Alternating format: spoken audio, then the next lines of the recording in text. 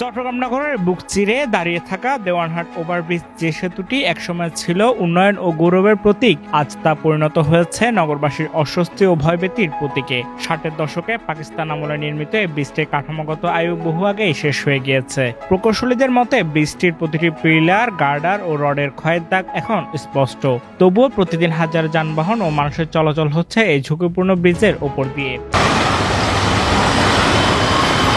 60-এর দশকের মাঝামাঝি the engineers নামের একটি প্রতিষ্ঠান এই ওভারব্রিজটির নির্মাণ কাজ শুরু করে। তবে নির্মাণকালীন ত্রুটি ধরা পড়ায় স্বাধীনতার পর এটি বন্ধ হয়ে যায়। 1979 সালে বড় ধরনের সংস্কারের পর আবারও চালু করা হয় ব্রিজটি, কিন্তু সেখান থেকে শুরু হয় জোড়াতালির যুগ। তখনকার সময় ছিল না আধুনিক স্টিল সেক্টর কিংবা উন্নত প্রযুক্তি, ব্যবহার করা হয়েছিল স্থানীয়ভাবে প্রচলিত বাংলা রড। ফলে শুরু থেকে ব্রিজটির কাঠামো ছিল সীমিত সক্ষমতার, অথচ বর্তমানে সেটির উপর দিয়ে প্রতিদিন চলছে কন্টেনারবাহী ট্রেইলার, ভারী ট্রাক ও বাস, যেগুলোর ওজন 60-এর দশকের কল্পনাকেও ছাড়িয়ে গিয়েছে। ব্রিজটা ভাঙা যেভাবে হয়েছে, এখানে অনেক লোক হাঁটাচলা করে, যদি একটু সংস্কার হয় ভালো হতো।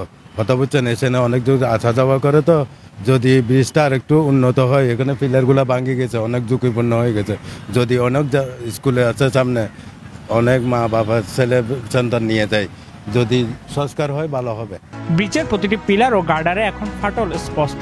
কোথাও খসে পড়েছে কংক্রিটের আস্তরণ, কোথাও মরিচায় ক্ষয় বেরিয়ে এসেছে সেকালের রড। কিছু কিছু জায়গায় এমনকি গজিয়ে উঠেছে ছোট বড় গাছপালা। বিশেষজ্ঞদের মতে কাঠামোটি এখন এতটাই দুর্বল যে বড় কোনো সংস্কার কার্যত সম্ভব নয়।